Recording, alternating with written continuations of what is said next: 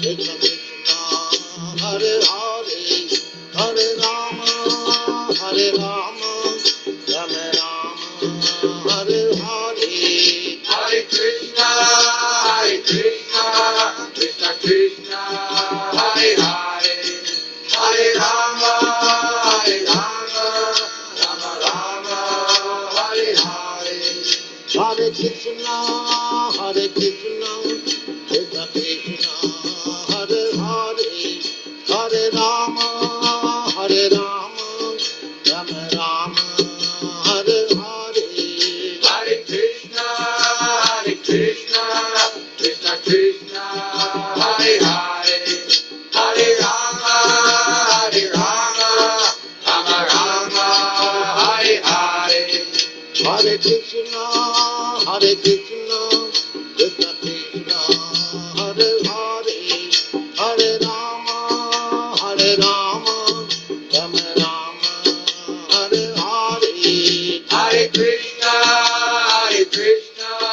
Krishna Krishna, Hare Hare, Hare Rama, Rama Rama, Hare Hare, Hare Krishna, Krishna Krishna, Hare Hare, Hare Rama, Rama Rama, Hare Hare, Hare Krishna, Krishna Krishna, Hare Hare, Hare Rama, Rama Rama, Hare Hare, Hare Krishna, Krishna Krishna, Hare Hare, Hare Rama, Rama Rama, Hare Hare, Hare Krishna, Krishna Krishna, Hare Hare, Hare Rama, Rama Rama, Hare Hare, Hare Krishna, Krishna Krishna, Hare Hare, Hare Rama, Rama Rama, Hare Hare, Hare Krishna, Krishna Krishna, Hare Hare, Hare Rama, Rama Rama, Hare Hare, Hare Krishna, Krishna Krishna, Hare Hare, Hare Rama, Rama Rama, Hare Hare, Hare Krishna,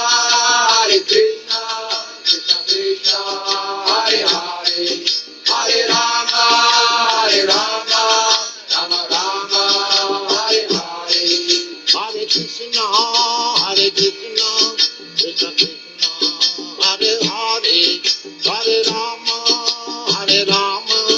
Rama Rama, Hare Hare, Hare Krishna, Krishna Krishna, Hare Hare, Hare Rama, Rama Rama, Hare Hare, Hare Krishna, Krishna Krishna, Hare Hare, Hare Rama, Rama Rama, Hare Hare, Hare Krishna, Krishna Krishna, Hare Hare, Hare Rama, Rama Rama, Hare Hare, Hare Krishna, Krishna Krishna, Hare Hare, Hare Rama, Rama Rama, Hare Hare, Hare Krishna, Krishna Krishna, Hare Hare, Hare Rama, Rama Rama, Hare Hare, Hare Krishna, Krishna.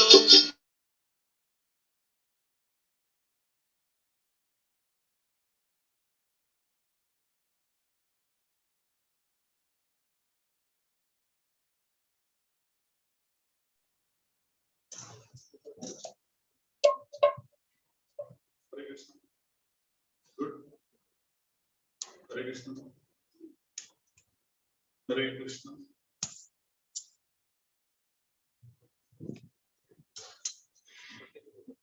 You understood that? We understood that? No, it's okay.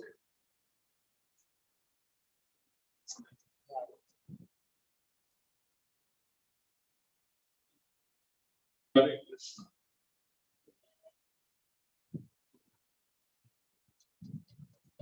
Hare Krishna. Maybe check this setting, audio settings also.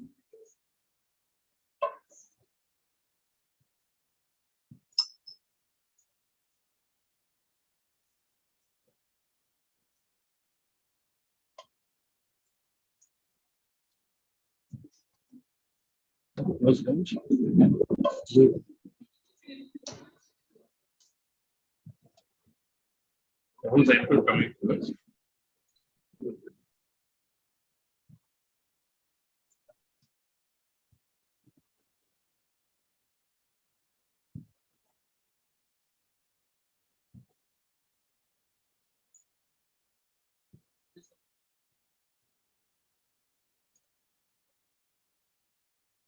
Hare Krishna. Hare Krishna. Able to hear? Not here on the Zoom.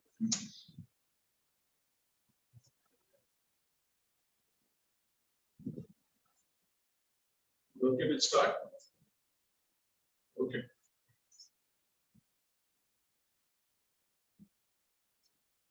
Sri Sri Jagannath Baldev Krishna. Shri Bhagwan. Gaur Nityam ki Sri Rupa. Jai Gaur Premanande. Jai Ram Dhamma. Kunja Vihar. Vijana Vallabha.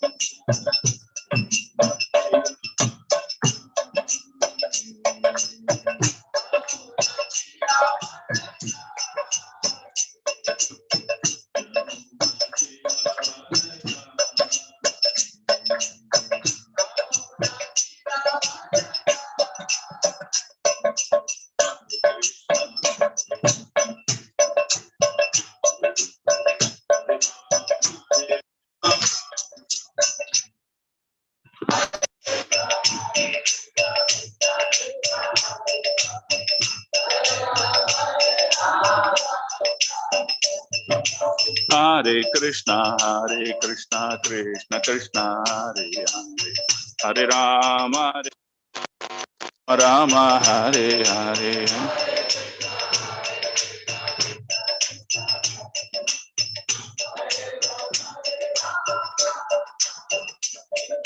Hare Krishna, Krishna Krishna, Hare Hare, Hare Ram, Ram Ram, Hare Hare.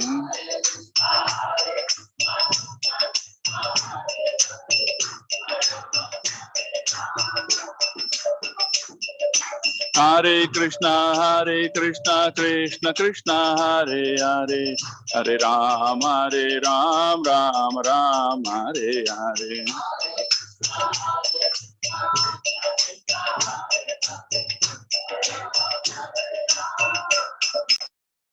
Jayo Jagannatha, Jayo Baladeva, Subhadramai, Jayo Sudarshana.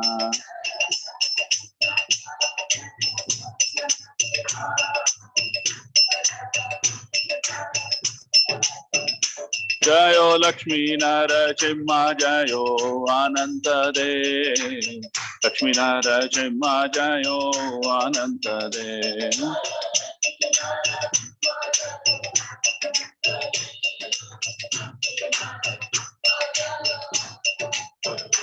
Jayo Gauranita, Gauranita, Gauranita, Jayo Gauranita.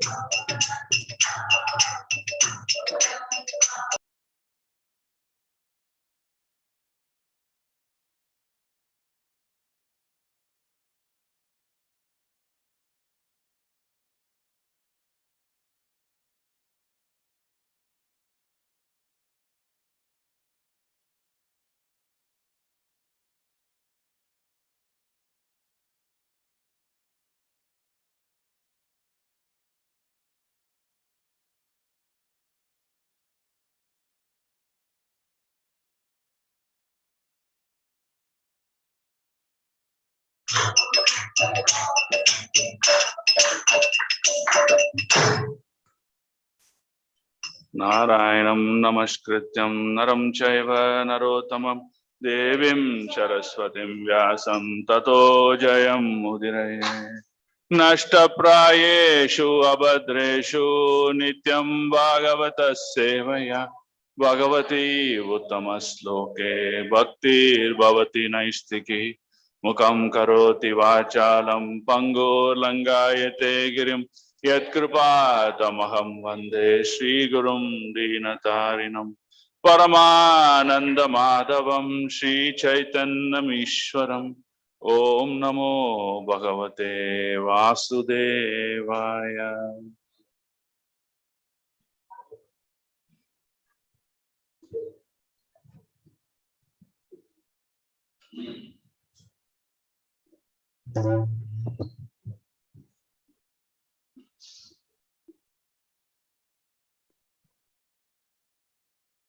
Reduce the speed.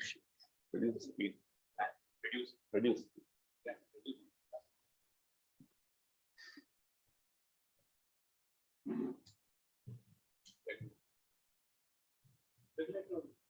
Just a regular, yeah. Half the speed. No. Okay, so today we're going to read from Srimad Bhagavatam, Canto 1, Chapter 8, Text 29. Na veda kaschid bhagavam chikirsitam tabe hamanasya nirnam vidambanam na yasya kaschid daityosti karhiche dveshyascha yasmin vishamamatir nirnam. Anyone wants to recite the sloka?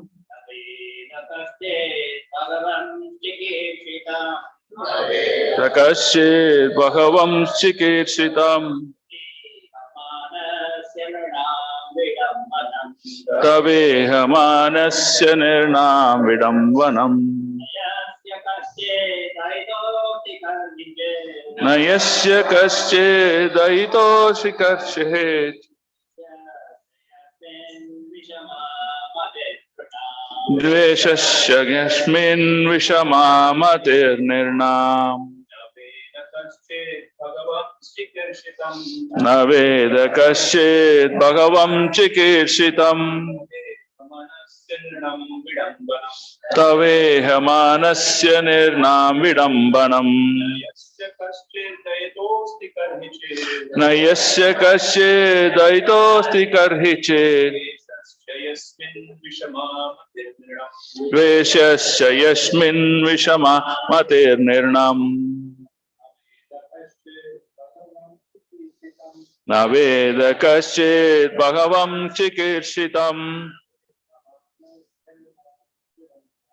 तवेह मानस्य निर्णाम विडम्बनम् न यस्य कश्चिदहितोऽसि कर्षि चेत् यस्य यस्मिन् विषमान्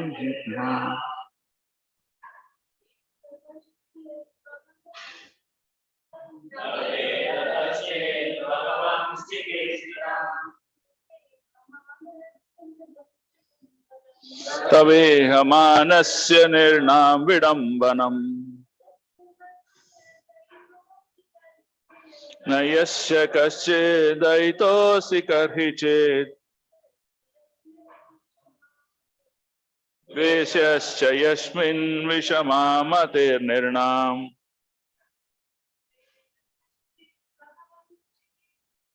न वेद कश्चित् भगवं चिकीर्षितम्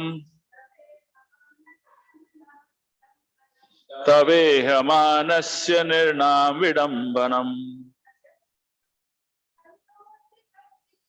न यस्य कश्चिदहितोऽस्ति कर्हि चेत् द्वेषश्च यस्मिन् विषमा मतिर्निर्णाम्. Okay, let's read the word-to-word meaning.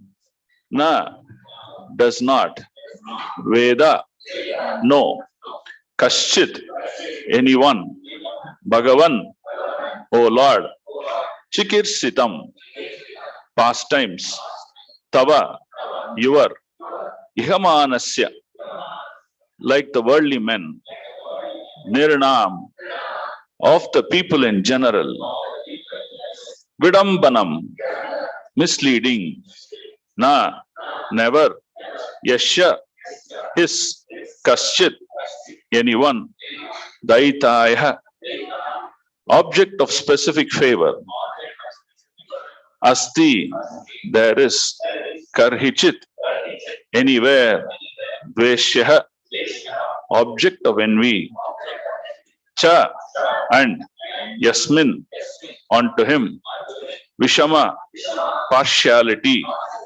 Matihi consumption, Nirnam of the people.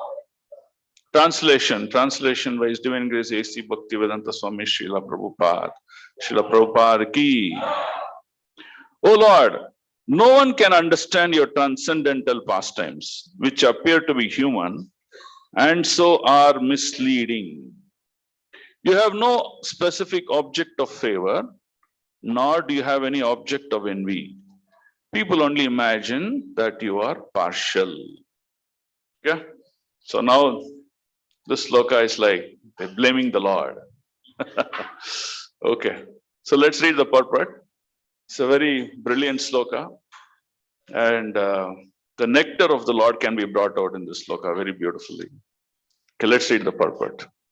The Lord's mercy upon the fallen soul is equally distributed. He has no one as a specific object of hostility. The very conception of personality of Godhead as a human being is misleading. So his pastimes appear to be exactly like a human being, but actually they are transcendental and without any tinge of material contamination. Okay. He is undoubtedly known as partial to his pure devotees. but in fact, he is never partial. As much as the sun is never partial to anyone. By utilizing the sun rays, sometimes even the stones becomes valuable. So this means if you have a diamond and if you keep it in a dark place, you can't make out the glory of the diamond. But when the sun rays falls on it, it glitters, right? So that's what it means. Okay. By utilizing the sun rays, sometimes even the stones becomes valuable, whereas a blind man cannot see the sun, although there is enough sun rays before him. Darkness and light are two opposite conceptions, but that does not mean the sun is partial in distributing its rays. The sun rays are open to everyone, but the capacities of the receptacles differ. So here receptacles are us. We differ in the way we connect with the Lord.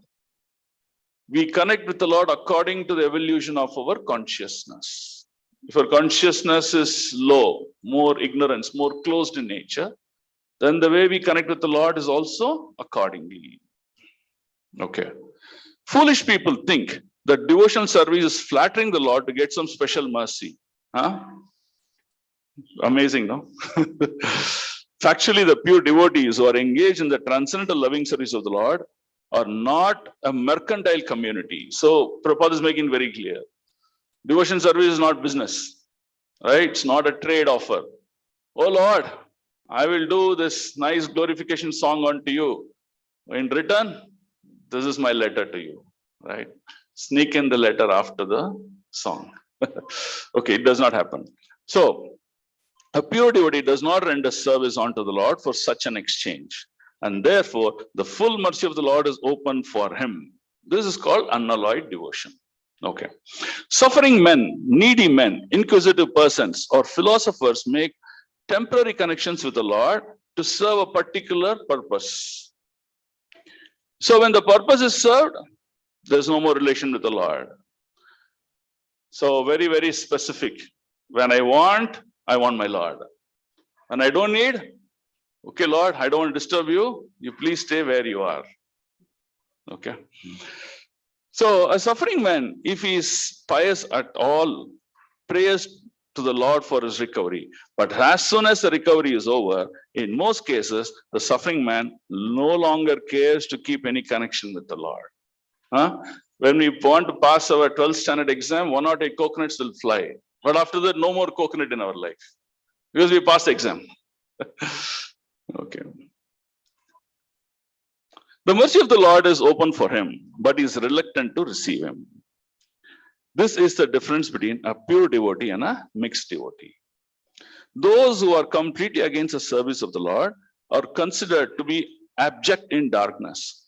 So abject in darkness means, abject word means hopelessness. They're completely hopeless, that they're so ignorant, they're in a situation of cannot be saved. That's what the word abject. It's an adjective that's added to increase the intensity of darkness. Okay. Those who ask for the Lord's favor only at the time of necessity are partial recipients of the mercy of the Lord. And those who are 100% engaged in service of the Lord are full recipient of the mercy of the Lord. Such partiality in receiving the Lord's mercy is relative to the recipient. That means according to our level of service, loving devotional service. I'm using the word loving devotion service. The Lord will also reciprocate, right? Very simple. You put 1,000 rupees in your bank account, but you're expecting an interest of 1 lakh rupees. Impossible, right? So reciprocation is according to one's level of surrender. That's it. Lord is making it very clear. Okay. Such partiality in receiving Lord's mercy is relative to the recipient and is not due to the partiality of the Lord, of the all merciful Lord. So it is partiality is a misconception in our consciousness, but it is not present with the Lord. That's what the purport is revealing to us. Okay, next paragraph. When the Lord descends to this material world by his all merciful energy, he plays like a human being. And therefore it appears that the Lord is partial to his devotees only, but that is not a fact. Despite such apparent manifestation of partiality, his mercy is equally distributed. In the battlefield of Kurukshetra, all persons who died in the fight before the presence of the Lord got salvation. See, many of them won't even know the position of Krishna. Just by their present there, maybe they sing him for the first time, they got salvation. Amazing. So how? Without the necessary qualification. See, no qualification for that soldier in the battlefield. Just the vision of the Lord made him to give salvation. Now you see how the Lord is merciful. He's merciful beyond imagination. Okay. Because death before the presence of the Lord purifies the passing soul from the effects of all the sins that he has accumulated over years and years and years of time. And therefore, the dying man gets a place somewhere in the transcendental abode. So Lord confirms this salvation is transcendental abode. That means in the spiritual world. It's not a material relief. Okay. Somehow or the other, if someone puts himself open in the sun rays, he is sure to get the requisite benefit both by heat and the ultraviolet rays. Therefore, the conclusion is that the Lord is never partial. It is wrong for the people in general to think of him as partial. So Prabhupada, the way he's constructed the sentence is like bolting each and every point on our head, make us understand the real position of the Lord. So what are the key themes out of this purport? First, the activities of the Lord are transcendental, beyond the conception of the material plane. They are not just transcendental. Prabhupada in the sloka, he's calling out the word vidambanam. Vidambanam means something astonishing, bewildering, you cannot even imagine. So he says, the Lord's pastimes, chikirsitam and vidambanam. So that's the thematic of this. Second, why does the Lord does this transcendental pastime? So that we will see in our discussion. The third part of the theme is the Lord is not giving any favor to anyone. He is neutral. He is samatvam. He is equanimity. But because of our conception of ours, because the way we think, the way we have groomed our consciousness, the way we have understood him, we think he is sometimes partial, sometimes not partial, he is favoring, he is not favoring, all such conception we get. So whose problem is it? Is it the Lord's problem? No, it's our problem, right? So hence, Kunti Maharani in her prayers is making it very clear, Lord, you are never partial. Okay. But however, we will see the details about how partiality actually happens and we can understand whether this is really partiality or not. Om Ajnana Timirandasya Jnananjana Shalakaya Chakshurunmilitam Yena Tasmai Shri Gurave Namaha Shri Chaitanya Manobishtam Stapitam Yena Bhutale Swayam Rupa Kadamayam Dadadi Swapadandikam Vandeham Shri Guru Shri Yuta Padakamalam Shri Gurum Vaishnavamscha Shri Rupam Sagrajatam Sahagana Raghunatanvitam Tam Sajivam Sadvaitam Savadutam Parijana Sahitam Krishna Chaitanya Devam Shri Radha Krishna Padam Sahagana Lalita Shri Vishakanvitamscha He Krishna Karuna Sindhu Dinabandho Jagatpate Gopesha Gopika Kanta Radha Kanta Namostute Tapta Kanchana Gaurangi Radhe Vrindavaneshwari Rishabhanu Sute Devi Pranamami Haripriye Vancha kalpatarubhyascha kripa sindhubhya eva cha patitanam pavanebhyo vaishnavebhyo namo namaha. Nama om Vishnupadaya Krishna Prestaya Bhutale Srimate Bhaktivedanta Swami Niti Namine.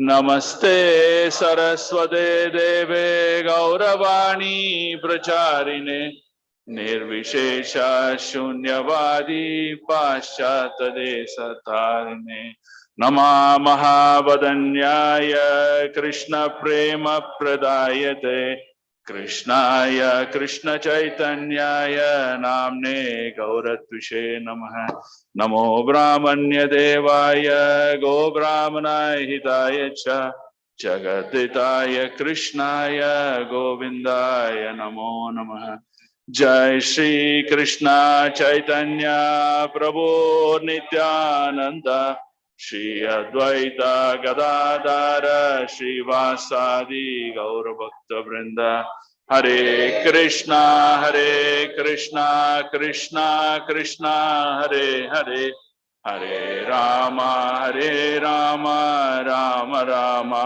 Hare Hare Shrinvatam Swakata Krishna Punya Shravana Kirtanaha Hridayantasto Yabhadrani Vidnoti Sugratsatam Krishnaya Vasudevaya Devaki Nandanaya Cha Nanda Gopa Kumaraya Govindaya Namo Namaha.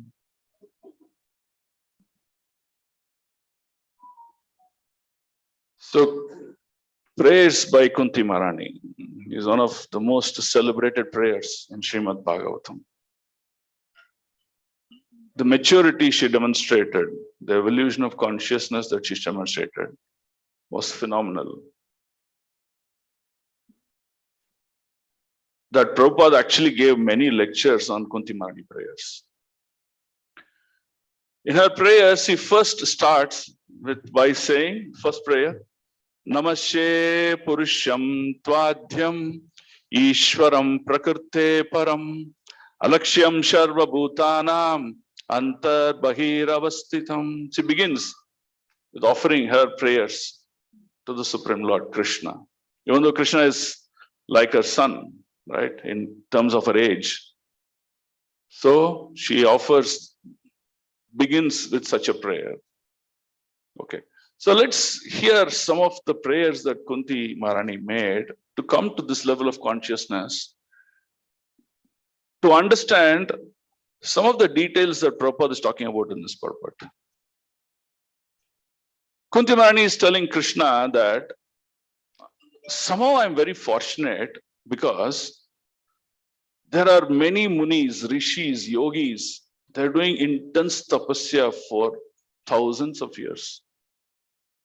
Just to get a fraction of 1 second of a view of his lotus. That too, not feet, the tip of the finger, the feet's big finger. So many people are doing intense tapasya, but I am getting your association here. And she calls that as her greatest fortune. So that is how she is calling herself very fortunate. The next part, she says, Kunti's position is she is motherly, right? So she is in Vatsalya Bhav. She says, even in reciprocation of Vatsalya Bhav, I considered very fortunate because my sons, when they were in tribulations or in difficulties, because of constant danger caused by the Kauravas, but you came, protected them at all times. You saved them. But however, Devaki, your own mother to whom you were born, she lost 8 of her children. You didn't protect them. Right? So she says, I'm considering myself very, very fortunate. She says, it is just that our unalloyed devotion unto you that you've showered us extra mercy. She says, Vishan Magneha Purushada Darshana Ashat Shabhava Vanavasha Krichrataha. So she says, there were many, many dangers that came. Attack of Bhima by poison, the burning of the palace, the disrobing of Draupadi in the courtyard. So like that, she lists out all these things and says, and you saved us from all dangers. So hence she is concluding that you continuously seem to protect us from all calamities again and again, and that is your causeless mercy. So she's telling Krishna that I want to get more difficulties so that I can continuously remember you, continuously offer my obeisances and take shelter of you.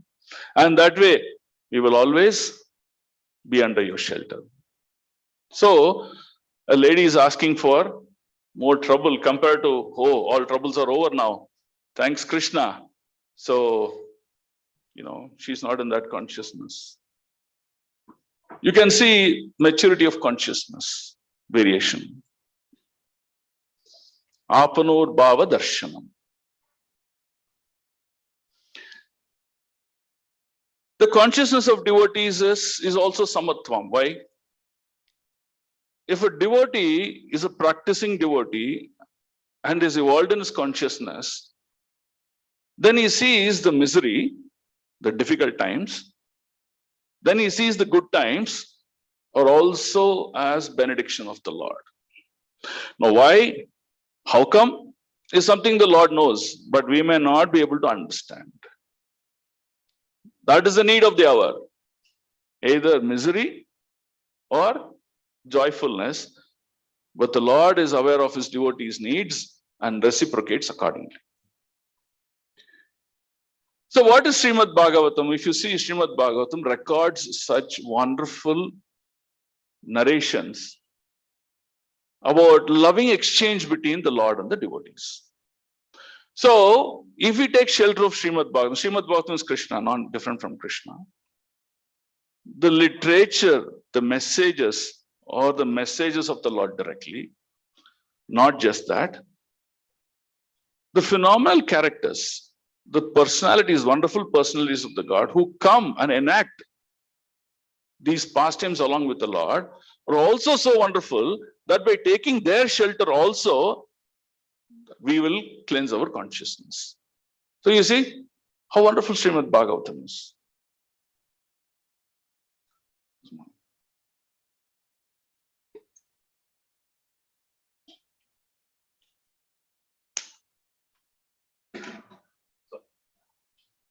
So Kunti is praying, give me more miseries, give me more miseries. I want miseries again and again so that we are in constant shelter of you, my Lord. This is called as unalloyed devotion. We'll see examples of devotees with lower maturity or lower consciousness, how they dealt with the situation. Right? When Kunti was in good time, she took shelter of the Lord. When Kunti was in difficult time, she took shelter of the Lord. Again, when Kunti was victorious with her sons coming back to Hastinapur, she again took shelter of the Lord. Right? So you see, at all times. We'll take pastimes of Kritagduti. Who is she? She is wife of Chitraketu Maharaj. So you all know the pastimes of Chitraketu Maharaj. So what happened? He was a powerful king, but he had no children. So he married many wives, still no children. So through the mercy of his spiritual master, under a particular condition, okay, he got a child. We'll not go into the details of the story, but the child died in due course of time. Once Kritagduti lost the child, what was her consciousness? She was bewildered. She said, oh my Lord, what is this? You gave me this child and you took it away. And she was starting to blame the Lord. You see, You see the change of consciousness, right? If we are deprived of something, we want to blame the Lord. So change of stance. So you see, devotion is mishra, is mixed, is very conditional, this devotion. Okay, we'll take another example. We'll take the story of Sachimata. What happened to Sachimata? Sachimata is the mother of Chaitanya Mahaprabhu. Before Chaitanya Mahaprabhu was born, in her womb, Vishwarupa was born. But even before Vishwarupa, she had children. She had about 8 children. Now, all these children, after being born, they died. So when these children died, what did Sachimata and Jagannath Mishra do?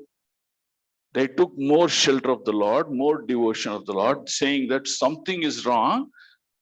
I have to take the surrender of myself to the highest level. So when the devotion increased, what happened? Vishwarupa was born. When Vishwarupa was born, their devotion further increased. You see the difference, contrasting difference between the queen, Chitraketu Maharaja's queen, versus Sachimata. This is called evolution of consciousness. We can take another example as Prahlad Maharaj. So Prahlad Maharaj, in the first episode, the life of Prahlad Maharaj, he's chanting the holy names of Hari all the time. He's been sent to Gurukul. He converts all his friends to Vaishnavites. Even he teaches about Vaishnavism to his teachers. But when his father got upset, when he was, wanting to kill Prahlad Maharaj, what happened to him? Did he stop chanting or did he blame Vishnu? No, his chanting of the holy name increased further, became more stronger. See, that is devotion. People with lower consciousness, they would surrender to the Lord on need base. Oh, there's a problem. Okay, go to the temple, run. Where is the chanting beads? Holy name, holy name. They said about the holy name.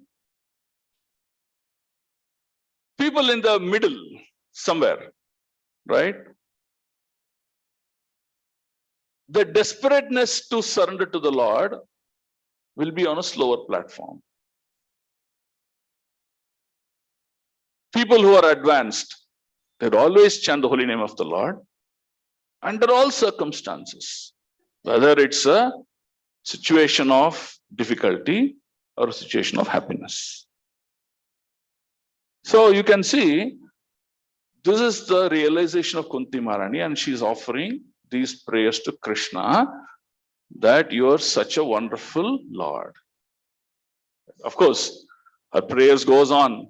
She's talking about how fear, she's talking about so many other topics in her entire prayer. So we'll not discuss that because our topic is restricted to the sloka 29, which talks about the astonishing acts of Krishna's pastimes.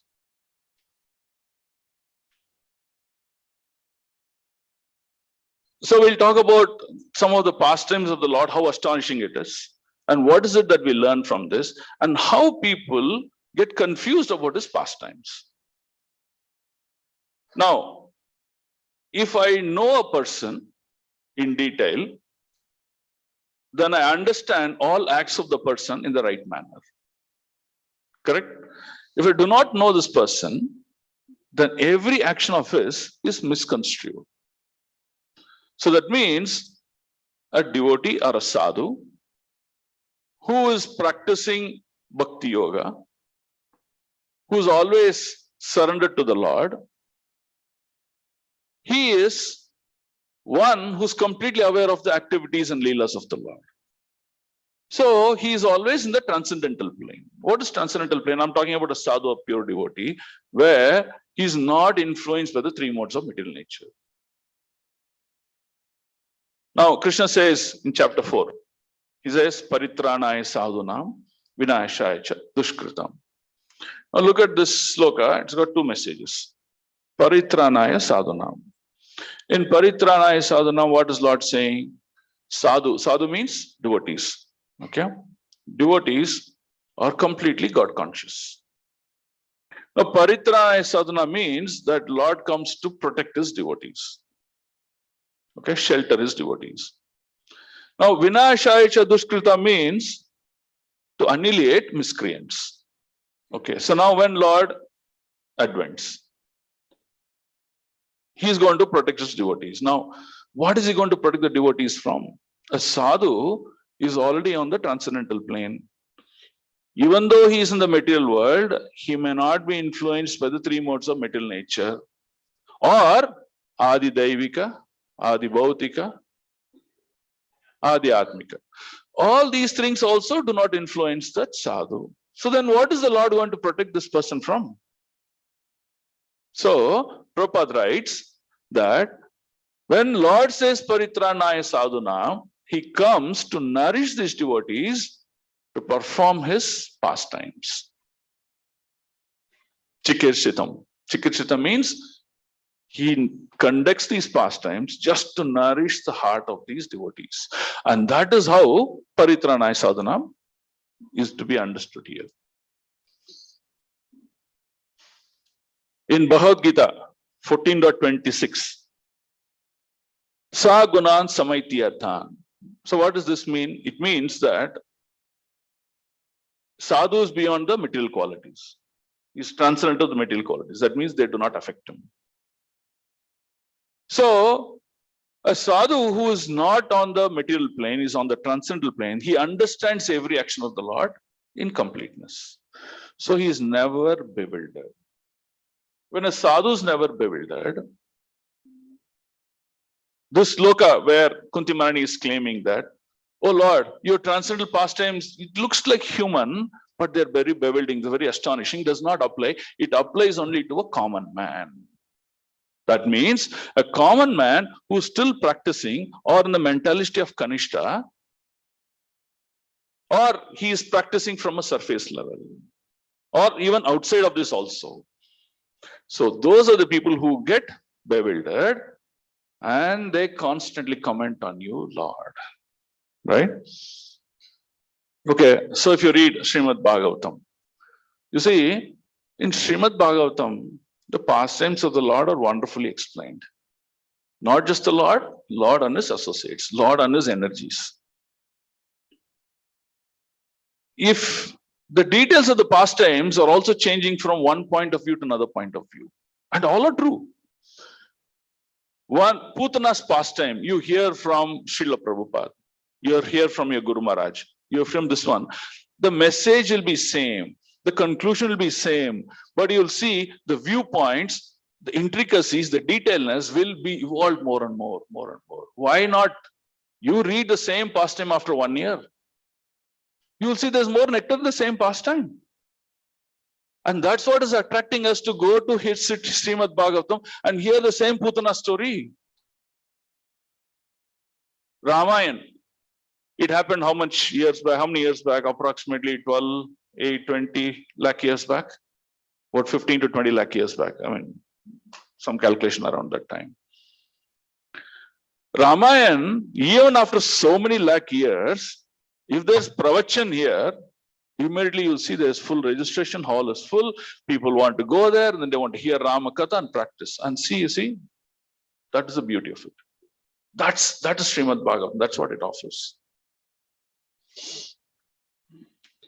So Kunti Maharani in her prayers, she says, oh Krishna, you are Ajasya Akurtur Atmanaha. So Ajasya means what? Aja means unborn. See, you are unborn, but you are actually born to Devaki and Vasudeva. So there's a wonderful pastime of Lord being born in Mathura, and so nectarian it is, the advent of Krishna. We keep hearing again and again. So it's astonishing.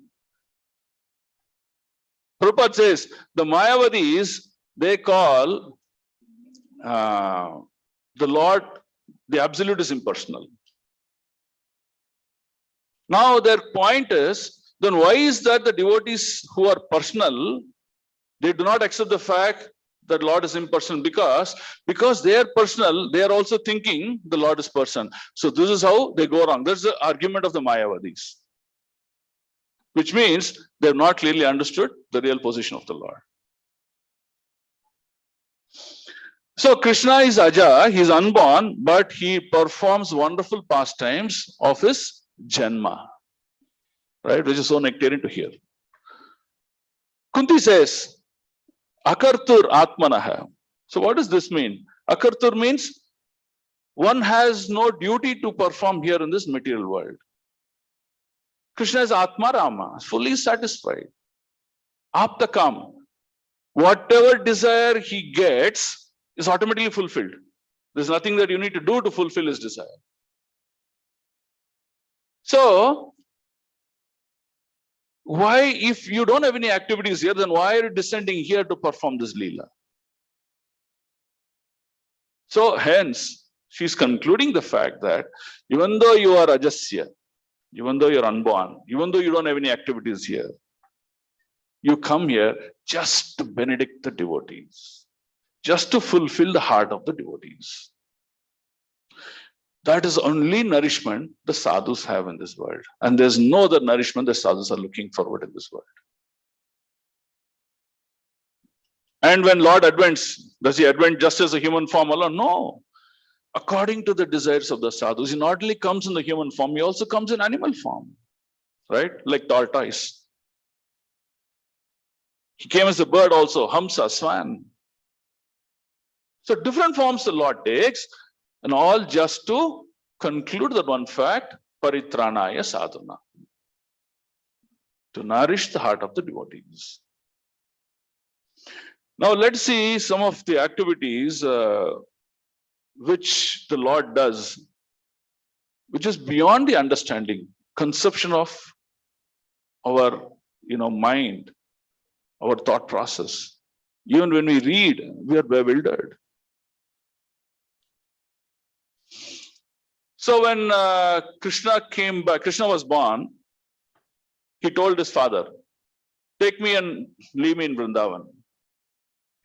And 11 years later, he came back. He came back and he killed Kamsa.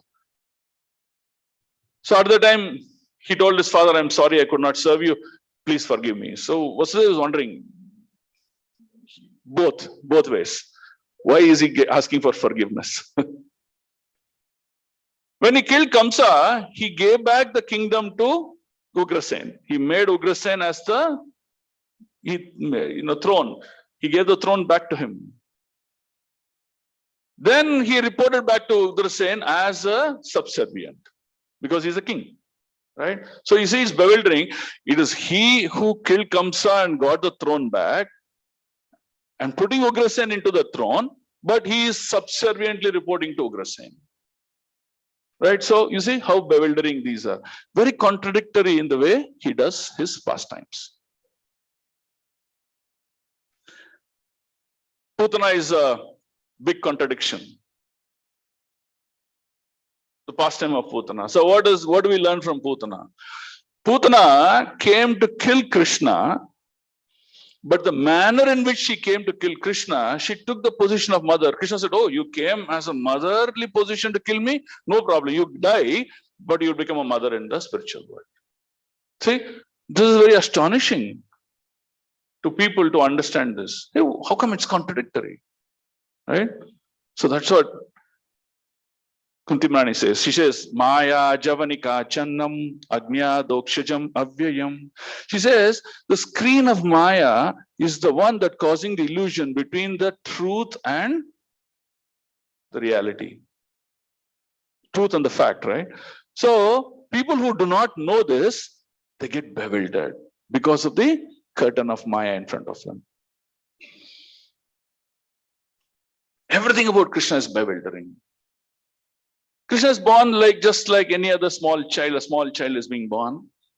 He grows. All the samskaras that generally people do is all done to him, starting from the naming ceremony.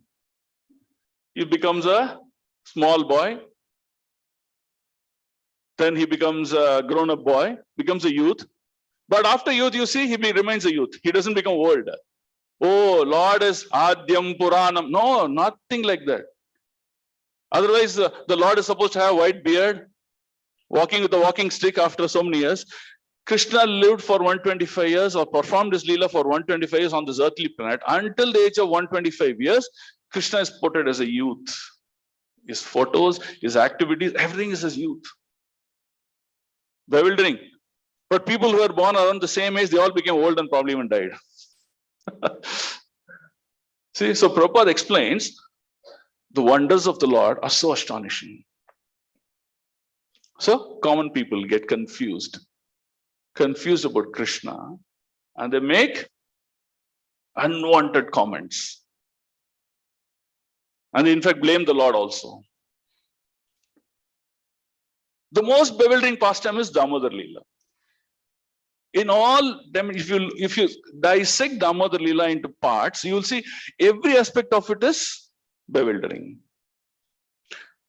The Lord, we say, no, Ugram Viram Mahavishnum, fear personified.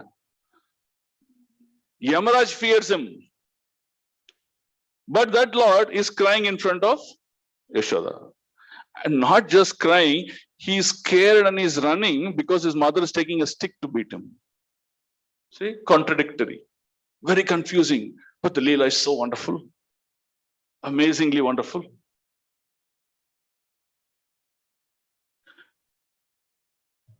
The pastime of the 16,000 queens of Dwaraka. These 16,000 queens were captured by Bhaumasara. I will not go into that Leela. He captured them and kept them under his control. When Krishna went and killed Bhaumasara, he liberated those 16,000 queens. But those 16,000 queens, what did they say? Oh my Lord, now that we are under the captivity of another person, our life is gone. No one would even come near us, touch us. So you are our only savior. So please give us shelter. So Krishna married all of them. But we may be wondering, how can one man marry 16,000 wives or 16,000 queens? Is it possible? But Krishna married them, not only married them, he took care of them so wonderfully. He built 16,000 palaces for each one of them. Actually, if you read the pastime, Dwaraka is, Narada Muni is wondering, what is this my Lord is doing in Dwaraka with 16,000 palaces and 16,000 wives? I want to go see it. If you read that pastime, it's bewildering. When Narada Muni goes to each of these palaces, he sees Krishna in different positions. In one of the palace, he is dealing with his wife as a proper husband. He goes to the next palace, he sees Krishna, he's performing some higya and all these things, like some samskaras he's performing. Somewhere Krishna is dealing with his children in a different form. So you see, simultaneously, the Lord is able to perform such wonderful activities which astonishes people. And it is possible only by the Lord and not by any one of us. Since people can't understand this, they get confused about the Lord, and that's what Kunti Maharani is talking about here.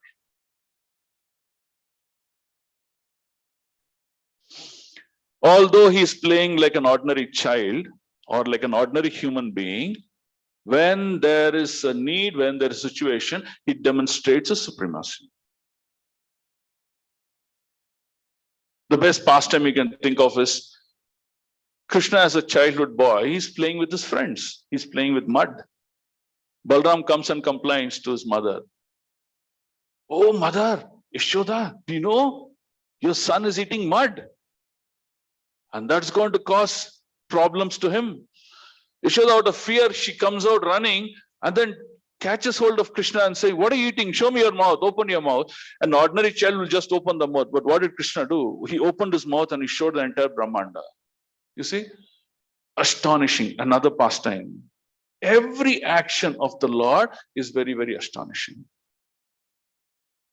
When Arjuna wanted to show, who are you? What are you? Can you show me who you are? Immediately he showed the Vishwarupa. There was a need In the human form, as a charioteer in front of Arjuna, he showed the Vishwarupa. Astonishing. Then Arjuna was bewildered, looking at the whole thing.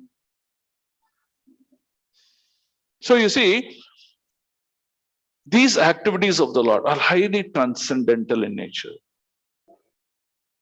And they're very, very bewildering. But the devotees of the Lord, who are waiting time immemorial, millennium after millennium, they get the shelter of the Lord, and Lord performs these pastimes, Leelas, Chikirsitam, in order to nourish the hearts of the devotees. Paritranaya sadhana.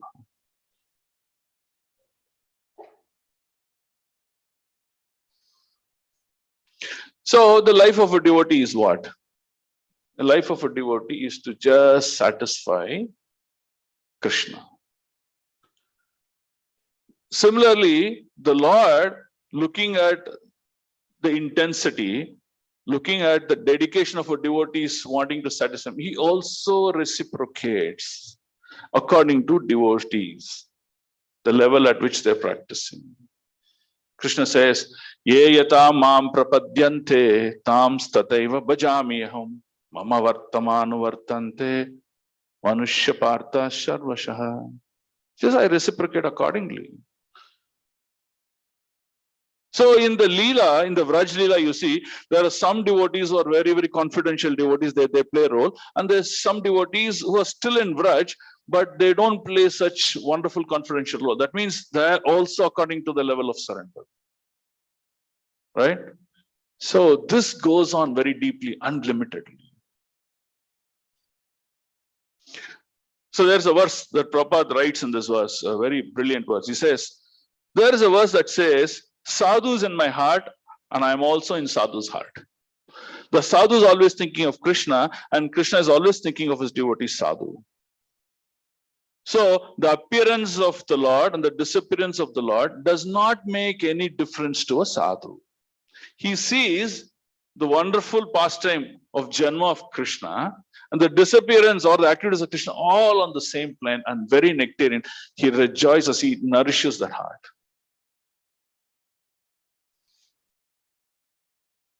So this is how Lord's pastimes are astonishing. So that's what Kunti Maharani is talking about. What's the last theme she's talking about? She's talking about, oh Lord, some people say that you are partial. They say that you are sometimes envious.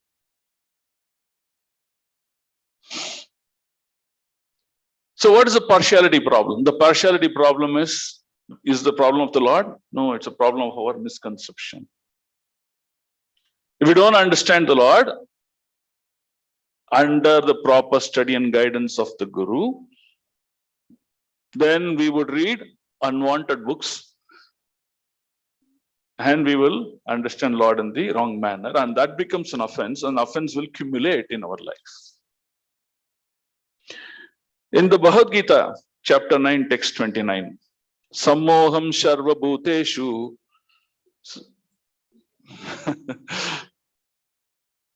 Excellent.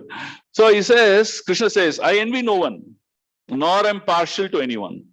I am equal to all, but whoever renders service unto me in devotion is a friend and very dear to me. That's what Krishna says. Okay. Now, what is this understanding of relationship between the Lord? Right? So I'll just take an example of a class teacher and students. So in a class, let's say there are 40-50 students. There'll be some students who are called the backbenchers. There are some students who are very studious, they sit in the front. There are some students who are spaced out. There are some students who are very dedicated, but they may stay a little bit away. There are some students who are disinterested, but they want their attendance in the class. I'm sure all of us are in one of these categories. But just because I'm spaced out, just because I'm disinterested or I'm notorious in the class, has the teacher stopped teaching that specific subject to the students? No. she continues to deliver the same subject knowledge to all the students in the same manner. She does not differentiate, right? But however, there are some students who are very studious, very dedicated in their career. They would interact with the teacher much more. They'd be very responsive in the class. So to them, what does the teacher do? She gives that extra attention. Hey, you want this? I'll help you solve this problem. But others are not interested. The teacher is just waiting to embrace them, but they're not coming forward. Is this the problem of the teacher or is the problem of the student now? Problem of the student. So similarly, while practicing bhakti, we need to have that enthusiasm and sincerity. Why are we practicing? Why are we going to the temple? Why are we doing a particular service in the temple? Are we doing the service with dedication? Are we doing the service, until my leader says I'll do service. Once the leader turns his head, okay, done, go away. Are we doing for that manner? You have to reflect on our own consciousness. That's the whole purpose of creating a mirror on the material plane, to see ourselves. Where do we stand? So, in conclusion of this, you can understand that Krishna is impartial. Krishna is like the sun. So when the sun comes out, what does the sun do? The sun gives energy to every nook and corner of this creation. There is no place that is stopped where the sun rays cannot enter. Sunlight enters, sun is energy. It enters every nook and corner of this creation. But if we stop the sun rays by putting some sheets or some walls or some doors and things like that, is it the problem of the sun? No, it's a problem of us. So similarly, Krishna's mercy, Krishna's energy is always available to all of us. It is just that we do not consume it, or we do not being aware of it to take it.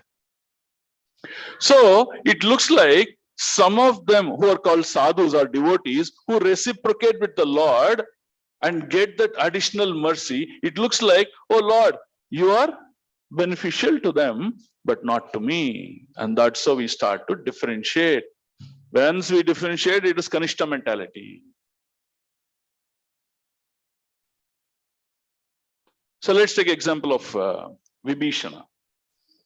So who's Vibhishana? When Lord Ram went and camped in southern India, the tipmost southern India, now he has to build the bridge, cross that and go to Lanka, right? Kill Ravana. So there is the enemy camp in Lanka, and the enemy camp is headed by Ravana, and his brother is Vibhishana. So initially, they're all against. Now, when there was a time that Vibhishana realized, no, I don't want to be party of this. I don't want to be in this camp. So what did Vibhishana do? He came back and surrendered to Ram. If, let's say, Ram was partial, he would have never accepted Vibhishana. What did Ram do? He accepted Vibhishana into his camp and gave him a position. He did not give an ordinary position or ill-treated, nothing. He gave him a fantastic position.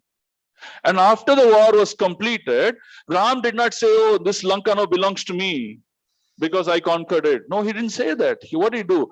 He put Vibhishana back into that kingdom to rule it on proper dharmic standards. You see? So this is how you can see how partiality of Lord is misunderstood or understood properly by the conception of one's consciousness.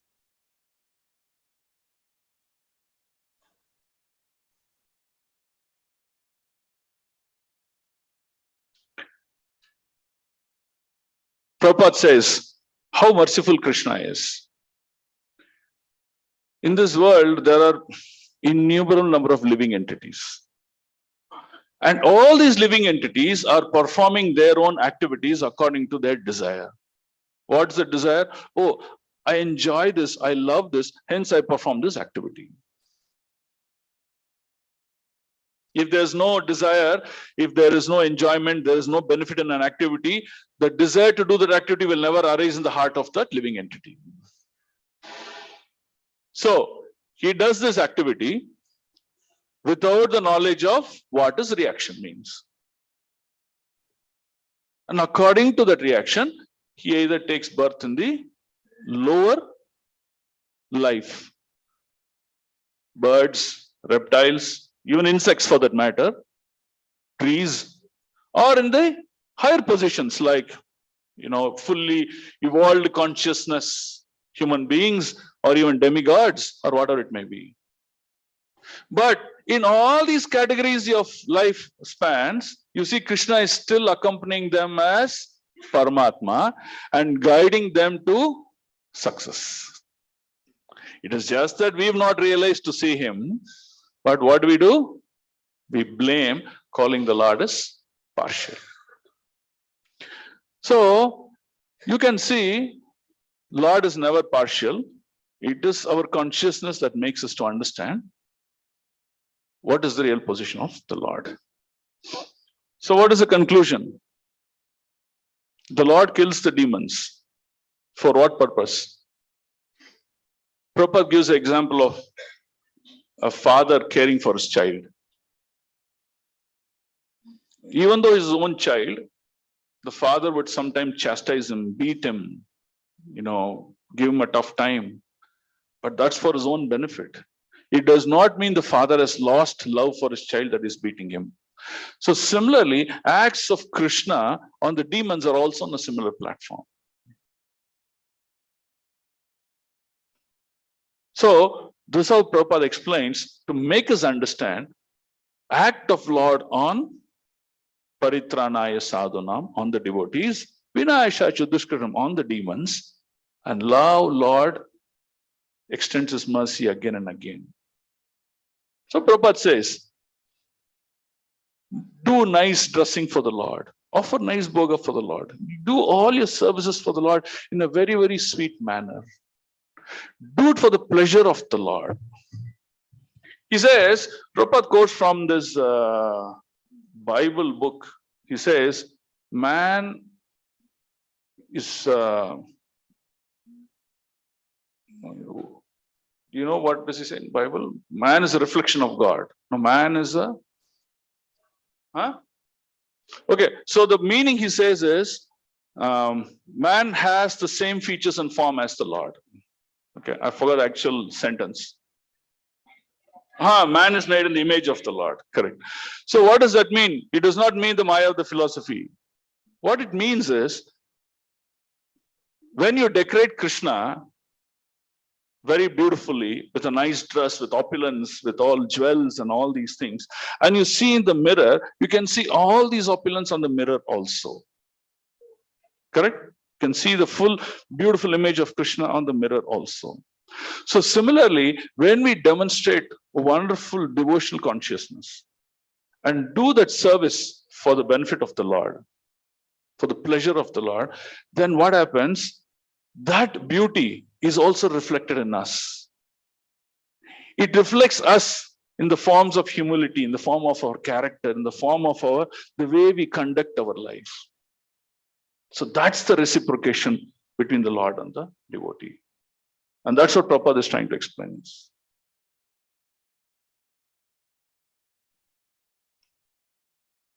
So Krishna says, I don't have any enemies.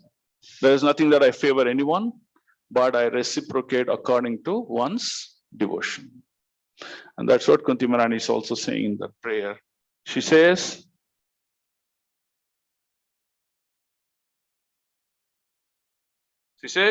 Na yascha kaschid dhaita sri karhichit. Na veda kaschid bhagavam chikirsitam. So we have this wonderful opportunity in this human form of life to perfect our consciousness, to take this wonderful message from these great devotees and slowly evolve to higher and higher planes. And how do we do that? We have to realize the real position of Krishna and enthusiastically make our life and service around that. If we make our services in a very planned and enthusiastic manner to serve the Lord, He is going to reciprocate in all our lives. And that will make ourselves the greatest journey in this human form of life. Okay. So I will end my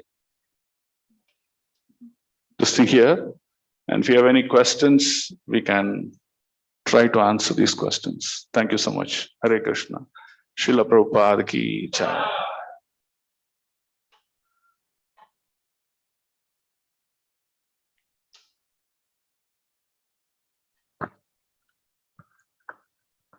Hare Krishna, Prabhuji. Thank you so much for the wonderful class, especially the points where how to understand Paritranaya Sadhunam. A very nice perspective you gave, Prabhuji. So the aspect of not being partial or not favoring somebody, I mean, just wanted to get some clarity for my understanding. Krishna, in his form, definitely was not partial. He did not display any impartial behavior. But as his incarnations or in his Leela avatars, if you see, he has destroyed the demons to favor the to others. So how do we draw a line? How do we understand that? In Leela avatars, apparently it seems to be being an impartial, but in his avatar, he is. You have answered in your own question. Your question says it seems impartial. You have an answer there. It only seems. It may not be impartial. So that's how we conceptualize. But if you have any specific avatar, I can help you with more detailedness in the answer.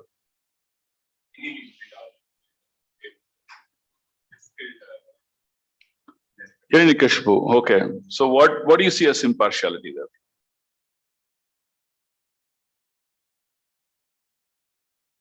So he was a demon. He was an asura. Now, if you see, if it is somebody like Shishupala, he merged in Krishna. But here is a demon is there who's getting ghastly killed. Operated. Operated. So how do we understand this? Okay, so we'll take your 2 pointers. One is Shishupal. So let's take Shishupal, right? So Shishupal, Krishna gave him 100 chances, right? 100 chances either to stop or to correct himself. So when he did not change, even after those 100 situations, so Lord said, maybe in the current body, which is combination of subtle and gross, it is not going to help you. You will continue to be offensive like this. So it's better to award you a fresh start. Right? So he did that. Okay, so now let's come to Hiranyakashipu. In Hiranyakashipu, what the benediction Lord gave to Prahlad Maharaj, that you are Uttamadhikari. Okay, what is the position of Uttamadhikari? 21 generations before and after, he said they're liberated, right? Now look at the example that is mentioned in the purport written by Srila Prabhupada. He said, there are thousands, not thousands, crores of soldiers in the battlefield of Kurukshetra. Okay, soldiers could be fighting for Kauravas, soldiers could be fighting for Pandavas. That means opponents on both sides. But of course, Krishna was neutral in the war. But what Prabhupada writes, he says, all those soldiers, irrespective of the side they were, whoever got the vision of the Lord, they got liberated. They went, he said, they went to transcendental position.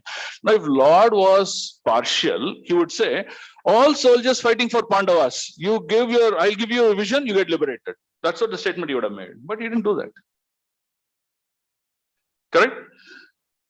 With Prahlad Maharaj also, what did he say? Yes, your father is supposed to be not an ordinary demon. Phenomenal. Now, Prabhupada also writes in his lectures, he says that the advent of Hiranyakashipu is also a Leela. How? Because when Krishna wants to experience Virya Ras, you can't have an ordinary living being to experience Virya Ras with Krishna. There's no match.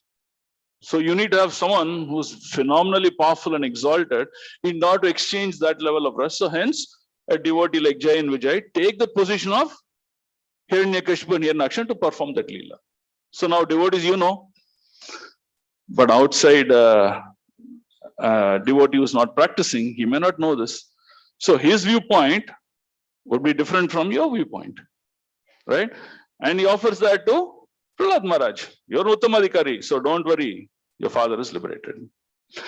To us, it may look like he is killing him. But if you read the pastimes of Narasimhadev also, even before killing, he's putting his hand inside and he's somewhere searching. Is there anywhere, nook and corner, some love for me is there or not? That means until the last second, he's giving him an opportunity, right? So I think that way of understanding will help us to get a better hang of this fact of partiality. I hope I helped you a little bit, Prabhuji. Thank you, Hare Krishna. Yes, Prabhuji. Hare Krishna, Prabhu. There's a question from online. Saraswati Mataji is writing. She's typed out to say, Hare Krishna, Dandavat Pranams. Thank you for the wonderful class. Prabhuji, how those people who did all abominable actions got the chance to die in front of the Lord and got back to his abode? Is this a chance due to some sukriti? Okay, so advent of Lord is not something very ordinary. It's like Janma Karma Chame Divyam, right? The birth, the activities of the Lord is Divyam. It's not ordinary.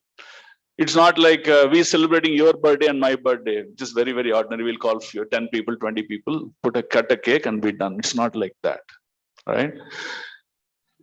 When we read the pastime of advent of Lord, the Lord's associates, they're also been instructed to come and play the pastime with the Lord. There are many people who descend from the spiritual planets, and the many demigods are also descending, not only them, including their wives. They are also descending in order to perform this Leela, right? So many of these people who are coming to perform this Leela, either they could be in the party of Krishna or against Krishna, just to enact the Leela. If everyone is in Krishna's side, there is no Leela. You need someone on the other side also. So they take these positions and hence, the Leela is enacted. Now for us, it looks like, is it special Sukriti for them? Is that we don't have the Sukriti?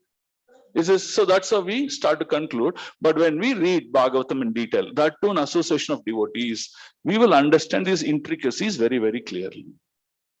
Now, what is your Sukriti, Mataji?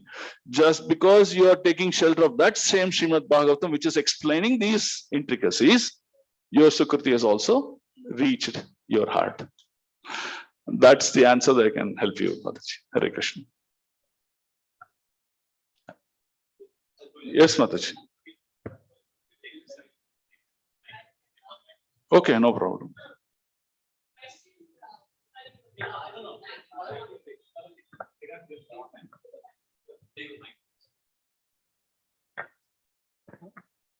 Hare Krishna, Prabhuji, thank you for the wonderful class. But my question may be further from your class.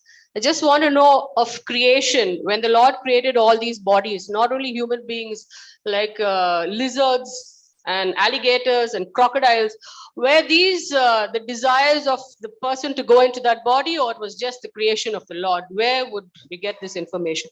Because when I see those animals, I would think, like, who would want to go into that kind of a body? What was the desire to go into a lizard's body and keep your tongue always open? So where did these sort of bodies come in? When? Okay, so this is a very detailed subject. We can go on discussing this, but I'll give you in a nutshell, in a 10,000 feet level. What we are is purely our desire. Lord is called Bhakta Vatsala. He just fulfills your desire. Whatever you desire, he fulfills it. Now, certain desires are fulfilled by giving an appropriate body.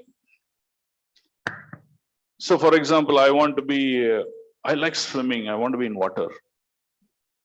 Okay.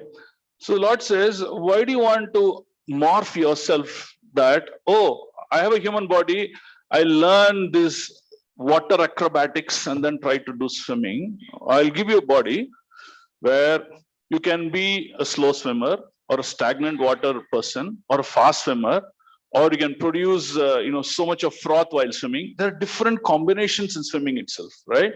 I'll give you that body. Enjoy your desire properly. Why enjoy your desire in a half-hearted manner? Yeah, so it is just reactions to our actions. If someone is fair, someone is dark, someone is deceased, someone is 6-pack, 8-pack fit, everything is just a reaction to what he committed as an action. There's nothing else on the mental plane. That's your karma. But the creation of these bodies are done in such a manner that all kinds of desires that has been evolved in this are being fulfilled. If someone says, I like this fashion shows, I don't like dress at all. Yeah, good. I'll give you a body of a tree. Be there for all seasons, no dress required, nothing. So like that, every case study has a clear condition. A bird, an elephant, everything has a clear explanation why such a body is awarded. It is clearly your desire. So Krishna says, whatever you desire, and according to your desire, whatever is your state of consciousness, you get that for sure. He says, I guarantee you. So a knowledgeable person, he knows these are abominable desires. These are abominable actions. I don't want to do these things. And hence, his first transformation is to come to the platform of goodness. Platform of goodness is giving us greater opportunity to practice bhakti, which slowly takes us to the transcendental position. But in the platform of passion and ignorance, it is harder to come to the platform of bhakti. I mean, harder meaning it takes longer time or may be difficult. So he makes things conducive and says, now in this platform, in this position, you can practice bhakti. So for example, a human body is very, very conducive to practice bhakti. Why? Shastras, when explained to you, understand. You understand, you're able to follow, you're able to practice, and you're also able to role model this to others. But a non-human form body is not conducive to practice. It takes a longer time. You could take examples of Gajendra. Yes, there are very, very remote examples, but they are not the state of the fact that all elephants are Gajendra. So he gives these bodies and he tells them, these are all dangerous situations, don't take this. But when you get a human body, through the mercy of another devotee, mercy in various ways, that is a great opportunity. Complete the journey of human life.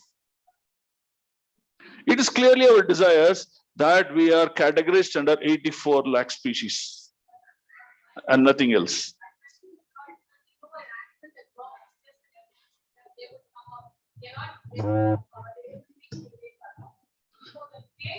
No, dissipation of karma happens in human body.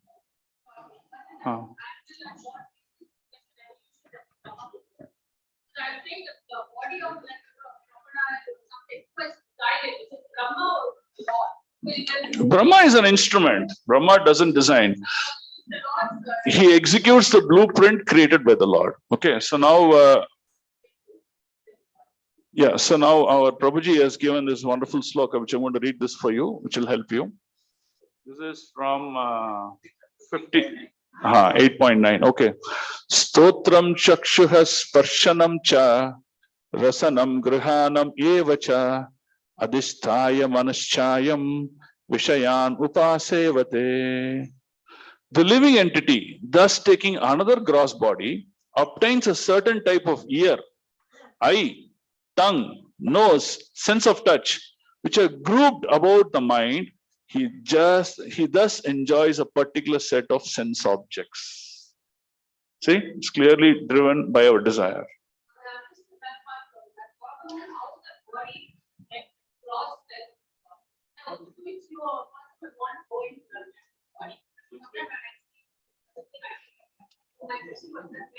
See, in your case, you may be well aware, but you go out, people are ignorant. The level at which they're ignorant is they don't even know how to differentiate between abominable activities, prohibited activities, and acceptable activities. They don't even know that much. They say everything is fine. So, when they do not know the nature of activities that they're performing, they don't even know the reactionary results of those nature of activities, which will lead to what that sloka is saying, a type of enjoyment through the tongue, ear, nose, and things like that. And that constructs a body. What constructs an ant body? What constructs an insect body? No, it is just your. See, I'll give you an example. So there is one Gandharva. Her name is Sudarshana. Okay. There is one Gandharva. Her name is Sudarshana. Or his name is Sudarshana. So once what this Gandharva did, he looked at this person Yagnavalkya, right? And he laughed at him. This Yagnavalkya, no, his body is deformed in 8 positions like this. Ashtavakra. So then what he did, he looked at her and said, you're just laughing at my deformation of the body.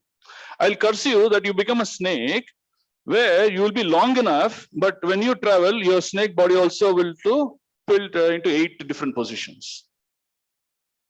Right? Now, you see this. An action and a reaction.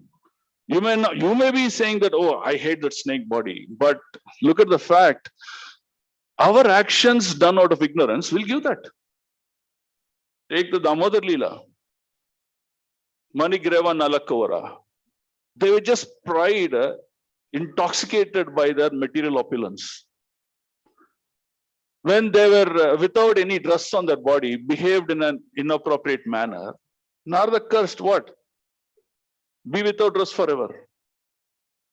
So they became trees for, I don't know, it says millions of years. You see the action and reaction. In this case of these 2 personalities, where they were serving in the abode of Shiva's planet. Even though they're serving in Shiva's planet, and that too in the banks of Ganges, still the consciousness is not purified, that it has a tendency to commit mistakes. So, committing mistakes, developing improper desire can happen at any point in time, anywhere. And the result is awarded. Right? So, if you read the subject in detail, you will understand that all kinds of desires that can manifest in this material world are categorized under 84 themes. This theme gets a snake body. This theme gets an insect body. This theme gets a bird body. This theme gets a lizard body. This theme gets this. So based on the desire theme that we are in, our journey begins again. And Krishna says, if you desire me, So that's the probable answer I can give you, Mataji. I don't know how much I have fulfilled your answer, but that's best I can answer you, Mataji. Hare Krishna. Prabhu, there's actually one more question on similar lines. Yes. From online. Radharani Sumuki Mataji is asking, is all the Chinese people who love to eat insects become lizards or something like that? Okay, same answer. Nothing else to. See, this beauty of this desire. I'll tell you what is this beauty of this desire. In Kali Yuga, whatever is desire in their heart, it is somewhere there. Our heart is like a big godown, unlimited sized warehouse. It will manifest into an action. That is the problem. But what are you doing by chanting the Hare Krishna mantra? By chanting the Hare Krishna mantra, you're slowly eradicating the desire also. That is the power of that mantra. That means, you see, devotees, you ask them, Prabhuji, do you want to buy a Mercedes-Benz car? In the initial days, stages, he may say, yes, I am very interested. I want Mercedes-Benz car. But over a period of time, he may buy a Mercedes, but he will not look at it from that enjoyment point of view. He may look at it from utility point of view. That's it. Has this car has a purpose? Yes, I'll buy it. Otherwise, no, I'm not. That means there's no attachment. So the desire is there, but it's purified. That is the power of practice of bhakti. Material opulence will exist. Chitraketu Maharaj was a great king. Bharata Maharaj was a king. Rishabdev was a king. Pandavas were a king. Everyone were king. Kingdom. They were all very opulent, very rich. They lived in palaces. So material opulent is not the problem, but the possessiveness is the problem. The possessiveness that causes the pride, stuti, that I am intelligent. I am having the greatest knowledge. That pride is a problem, but knowledge itself is not a problem. So we may have those opulences because it's given by the Lord. Janmaishwarya, given by the Lord.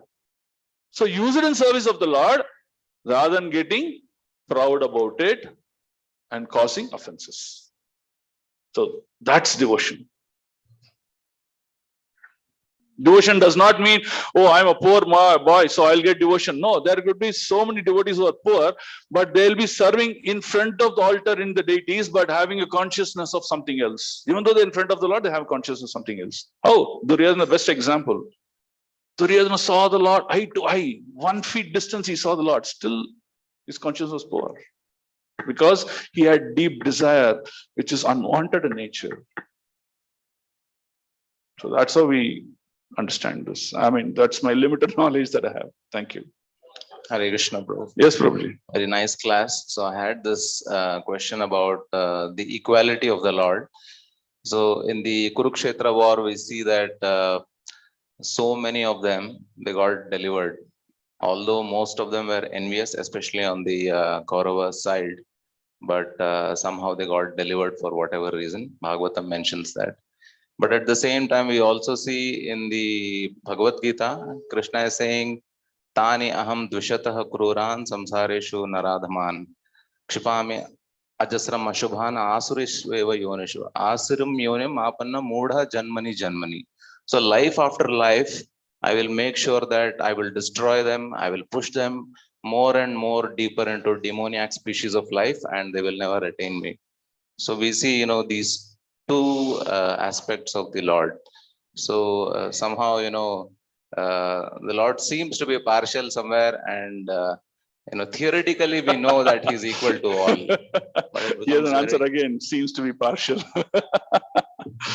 Okay, so let's take an example of Vaishnava Aparadha, right? So, there are many levels of Vaishnava Aparadha, right? We've seen in Rupa Shiksha that some set of offenses will dry up your creeper of devotion. That means you have to work hard again to nourish the creeper. Okay. There are some offenses that will the elephant trample on your creeper of devotion. That means again you have to start. But there are some offenses, the elephants uproot the plant itself. Correct? Okay. Now, look at these offenses. These offenses are educated to people through Shastric injunction, through association of devotees, through various means. Yes, Prabhu, I know all these offenses, I know all these things, but I will continue to do. I'll become a Guru Drohi. I know Guru has to be respected, I will go and fall in love with Guru's wife. That means, even though I know these offenses are very grave, the Lord has warned us not to do this, but we continue to do them, knowingly or unknowingly. Now, in this particular sloka, when Lord says, he says, when you commit offenses against pure devotees who are not disturbing to you, they are very dear to me, don't touch them.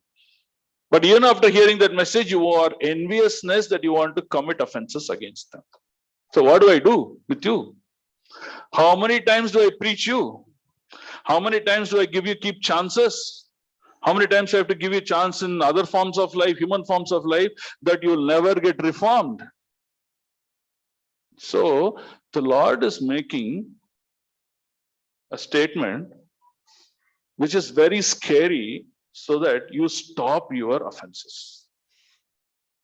But still, after doing that, if they say, oh Lord, you will only talk, but you won't do, the Lord says, I will enact it now. So, Lord is not, it is not the Lord is not merciful. Even after sending him to the greatest of the dungeons, to the hellest of the hellish planets, still the Lord accompanies in his heart as Paramatma. If the presence of Paramatma is not, he is a dead body. He cannot act. And as a Paramatma, what the Lord is doing, he's continuously navigating him, saying that, okay, come out of your offenses, come out of your envious nature, evolve. That's what the Lord is trying to do. But there also, he doesn't want to see the Paramatma, but he wants to enjoy the fruits of his actions, what the Lord can do. So, you have to understand from the gravity of the situation why the Lord is trying to make that statement. Hare Krishna. Yes, Prabhuji. The Lord says, from me comes remembrance, forgetfulness, and intelligence. Yes. Why is he not giving the intelligence for this person to reform? Prabhu, from me comes remembrance, Forgetfulness, intelligence. So he should give the intelligence. Is to remember him only. No, he is the one who gives intelligence. He is not giving the intelligence. That's the point. So, so that's our understanding. When we get intelligence, we can use in the right manner to understand the Shastra. If we use the intelligence to always scrutinizingly find fault in the Shastra, you will never understand the Shastra. That's why Krishna says, this is Rajaguhyam. He says, why it is Rajaguhyam? Why it is confidential, beyond the king of confidentiality? Why does he say that? It is because you're using the intelligence in the wrong manner. Just like a knife. If you use the knife for the purposeful use, there is going to be success. A doctor uses the knife to save the life. If the doctor uses the same knife in a wrong manner, he is a murderer. So the intelligence is to understand the Lord. Intelligence is not to go against the Lord. That's why he says, Tesham evanukampartam aham agyanajam tamaha nashayami atma bhavastu jnana deepena bhashvati. Till the extent that ignorance is not dissipated, he will not reveal the knowledge. That means, particularly, you want to be in a particular state till a particular time, so the Lord doesn't interfere at that particular point of time because you're not evolved. So, correct. Your point is absolutely valid. So that's why, if you look at Prabhupada, great souls like Prabhupada instituted an organization like ISKCON, where we just costlessly distribute mercy.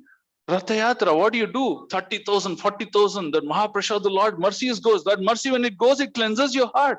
It cleanses your consciousness. What does it do? It doesn't digest and give you vitamins and minerals. It cleanses your consciousness. Why you do Nagar Sankirtan? Go around and chanting the holy name of the Lord. Somewhere you hear, Hare, okay, cleansed. 1 million birds gone. So that is evolution. That's why your intelligence in the mode of ignorance will not work. It is true. That's why great Vaishnavas have instituted such programs so that people who are in such pathetic condition can still get the benefit of it. Thanks, Prabhuji. Yes. Yes. Correct, Prabhuji. Thank you very much. I hope I was helpful with your answers. Okay, thank you. I think we've taken too much time. Hope we had a wonderful class. I'm sorry if I have given any wrong answers or wrong conception of anything. Please forgive me. Always in service of all the Vaishnavas. Vancha kalpadarubhyascha kripa sindhubhyevacha patitanam pavanebhyo Vaishnavebhyo namo namah. Ananta Koti Vaishnava Vrinda ki jai. Vaishnava Thakur Srila Prabhupada ki jai. Grandhara Srimad Bhagavatam ki jai. Thank you Thank so much, Prabhuji. A wonderful postmortem that has happened today. So let us all thank Prabhuji, express our heartfelt gratitude by loudly chanting once Hare Krishna Mahamantra. Hare Krishna, Krishna Krishna, Hare Hare, Hare Rama, Rama, Hare Hare. And this postmortem is very close to the next festival that is coming up. So thank you so much. We have two sponsors today. One is Shrikant R.V. Prabhuji, and we also have Anjan Bachu Prabhuji, who wanted to express his gratitude to the Lord, who has saved his daughter. I think yesterday, just a day before, she met with an accident, and when she fell down, another vehicle hit a vehicle, and she fell down, head down on the road, and there was a truck that was coming from behind, but somehow that was saved. So Prabhuji wanted to express his deep gratitude to the Lord by protecting his daughter. So let us all chant once Hare Krishna Mahamantra for his devotees. Hare Krishna, Krishna Krishna, Hare Hare, Hare Rama, Rama, Hare Hare. Any newcomers today? First time you come to the temple? Yeah. There is. What is your name, Prabhuji? Puji. Only one. Anybody else is there with you? So let us all welcome Prabhuji, who's come for the first time. There Mataji is also there. So let us all. So we have many newcomers today. They're behind. Some Matajis are there. Let us all welcome these devotees who have come to the first time to the temple. And we would request you all to come for this program for the Srimad Bhagavatam regularly on a Sundays. So let us all loudly chant 3 times Hari Bol, welcoming this devotee. Hari Bol, Hari Bol, Hari Bol. Gita Amritam classes continue. This will be, as usual, they are in the evening, 5:30 p.m. So anybody of your friends, near and dear ones who want to attend, please request them to attend these classes. 5:30 p.m. They're organized in this temple hall itself. Now, announcement from the temple. There is an important information to share with everyone regarding the celebration of the Sudarshan Chakra installation, which was planned for today, Akshaya Tritiya date, that is 23rd of April. Now, due to various external factors, the plans of installation have changed. But now what we will do is we'll now be celebrating the Narsimha Chaturdashi festival on the 4th May 23rd. In this festival, we will have special Homa for Lord Sudarshana called the Sudarshana Narsimha Yagya. And this Homa is specially performed for the welfare of all the congregation members and their respective family members. This removes all inauspiciousness. So those who want to participate, there is a flyer that has come out, will be shared in the WhatsApp group.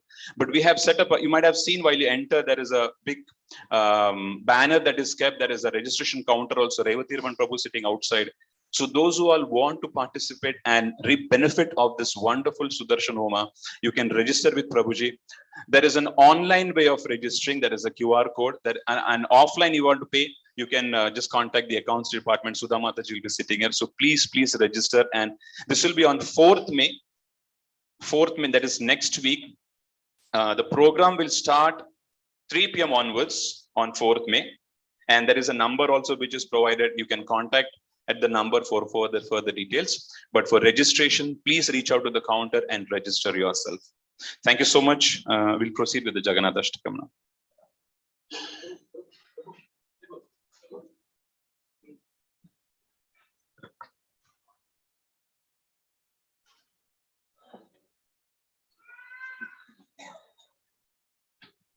One quick announcement. Those who are attending the Nityam Bhagavata Sevaya, this is a program, this is a Bhagavatam class every day online in the morning. And usually this was conducted, this has been onwards. Now there is a change from Monday onwards, it is 7:50 a.m. onwards. So this Nityam Bhagavata said as a timing change, it will be from 7:15 a.m. onwards from tomorrow onwards.